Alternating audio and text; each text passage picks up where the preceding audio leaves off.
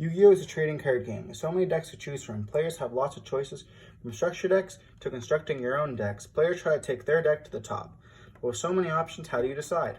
In this series, I'll be taking 3 Albaz Strike structure decks and upgrading the deck every week with $20 to try to make the most competitive deck out there. And to take this to the top of the competitive scene to show everyone out there that Yu-Gi-Oh! Is able to be played on a budget and you can go at your own pace. Throughout the series, we'll be covering a bunch of different variations of the deck to help us get to the top. Stay tuned because this is Branded Budget. Welcome back to another episode of Yu-Gi-Oh! From Scratch. Today we'll be going over what we spent our $23 budget on. 20 from this week and 3 from last week. So we actually reached out to a buddy. We were looking at some stuff like Dogmatica. We also looked at stuff like Shaddolls. And so I ended up posting about looking for the Shaddol structure deck. And one of my friends said, hey, they were selling. They ended up upgrading from the structure deck and wanted to get rid of their old structure deck cards. So they ended up just hitting me up and saying, hey, I'll sell them for you for $10. Unfortunately, we only had $20 to spend, so we ended up only getting 2. He didn't even have all the cards, which is kind of sad because, you know, there's definitely some good cards in there, like Lava Golem and stuff like that. Not that we use Lava Golems right now for sure, but yeah. So we ended up getting like almost all of one structure deck, which is just here, and then, oh, sorry, I'll put that in frame. He ended up getting us one structure deck pretty much with all the good cards. Luckily enough, he did have Super Poly. He did have a Twin Twister, which was crazy, and only one Avarice. Not that, you know, we were going to use more than one Avarice. We may not even use one, but it'd be nice to have some of the cards. And then he ended up getting the rest of the stuff for the second structure deck. Not much to say. We won't even be using most of these cards. They're just for a secondary engine because they can only ash one of the... I'll put this in frame, my bad. They can only really ash, you know, one of them. They can't ash both Shaw Fusion and Super Poly. One thing I did notice that it is a little bit dinged up here.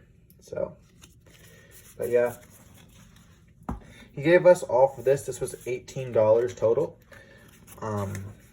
Due to the fact he was missing some of the cards. 10, and then he just said 8 for this. He originally said 10, but I looked at a bunch of the stuff, like this construct just dinged on the side. So yeah, it's definitely a strong. You know, for the start, we just have another engine here. So at the 5 budget left, we did end up getting a Schism for $2. I'm Canadian, so everything is like not, you know, US prices. And we looked around and this guy had a Schism as well. So we ended up paying $2 for it. So we ended up just, you know, rounding off the 20. So we still have our $3 budget that will just be pushed over to next week. But yeah, so Schism is pretty crazy because it doesn't, it's another card that lets us play during our opponent's turn. Not that we have that much, but eventually we'll have it branded in red, which will let us do that. And summoning Window during your opponent's turn is pretty crazy. And even summoning the App Cologne is pretty huge for a structure deck. So everybody knows Window only lets you special summon once per turn. It doesn't solve any of our big issues, you know, like Flunderies, but it definitely brings down the game state a lot, and this card can win you games. Ha ha ha, Window joke, but yeah. So here I'll just start, you know, going through what the changes are and why, and I'll be back to you in a minute. So now that we got the deck settled, we can just show you guys what we did and what we took out. So we still have our 3 Fallen of Albaz. For now, we still have to play it, you know. Still play a 3 Kit, our 1 Mercurier, and our 1 Keeper. Nothing has changed for this. We know the problem with the deck is that we don't have enough to keep up. And, you know, once our Fallen of Albaz kind of gets out of the way or gets negated multiple times, we don't really have any more plays. So we had to change it up.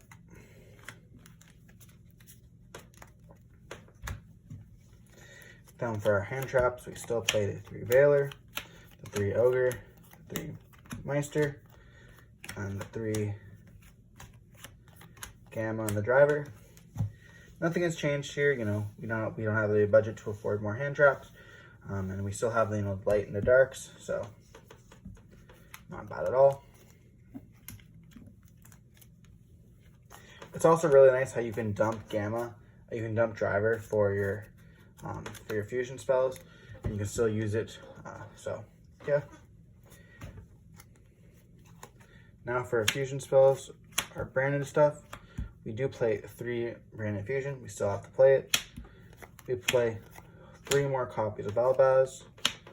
We do play Dark Blue no more still. I was gonna cut it and add some other stuff, but I figured, you know, our opponent is not gonna probably make us always go first if they have playing a really good deck, so they're gonna make us go second. So we might as well have Dark Blue no mores in there. We do still play the Gold Stark and obviously the Called By. Nothing has changed really much there. You can see that we cook out the Kaijus. And now for the secondary engine, we play 2 Wendy. We only unfortunately got 1 beast in that little package from him, so we're stuck playing 1 beast. We are playing the Hedgehog to search for the Shaddoll fusion, so we're going to play that. We'll also play the 2 Shaddoll fusions. We might try to get for a third. We'll see how it goes. If anything, this is just trade bait. Then we do play the Shaddoll Schism. You know, fuse something on your opponent's turn is normally good. And then it also has the effect that it can send a card. So we do play a lot of dark and light.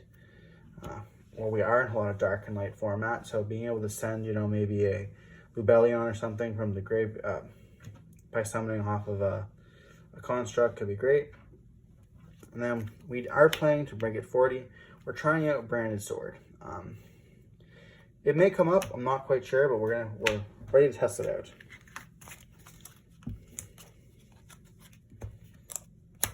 So we're going into locals 06 right now.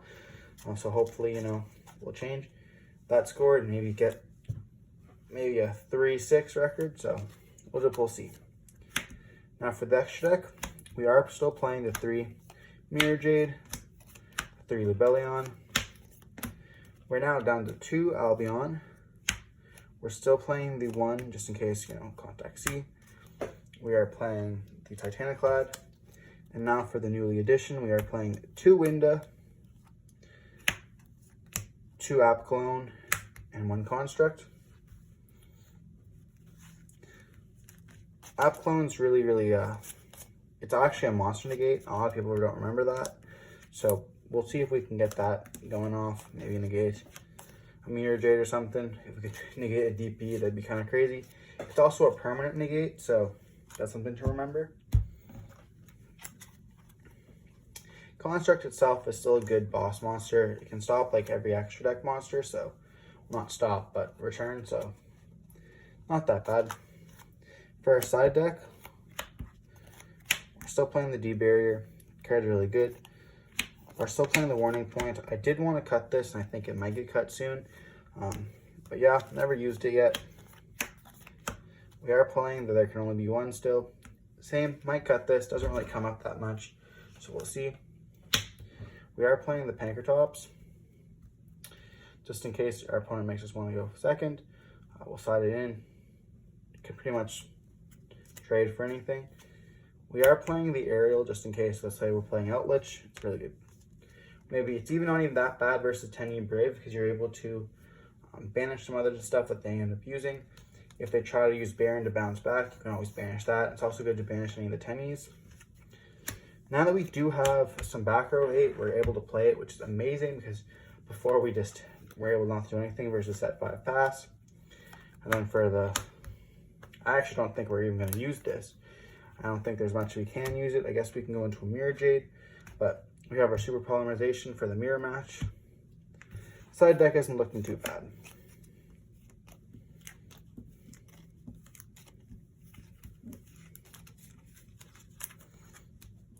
Now for the cards we removed. This is also part of the side deck and main deck. So we did take out 1 Mercurier and 1 Scythe. And then the Kaijus. I guess. Kaiju. So Mercurier I never found myself using, so I took it out. Scythe, we're not really going to set a Scythe, and Waking the Dragon out is not really worth it. Our opponent also doesn't feel like they have to pop any of our back row. So why would we put in a card to pop back row when they're not really going to do it? if we end up, you know, getting more cards like branded in red, some more like, let's say that Super Poly is used in the main deck and stuff like that, where we're actually setting cards, we might put Scythe back in. We took out the Kaijus just because they're not very good. Well, they don't really serve any purpose other than, you know, summoning Albaz and summoning it away. So we're going to try without playing it. And then Branded in red, Branded in white we never used. We also don't really need a Poly, and then Awaken the Dragon for the same reason as Scythe.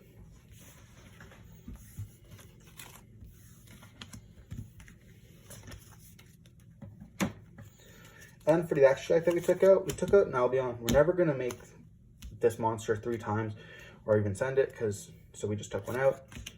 Now that we're no longer playing the Kaijus, we don't need to play the Titaniclad.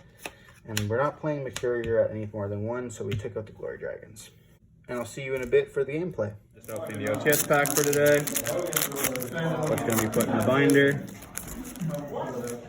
Dasher, there we go.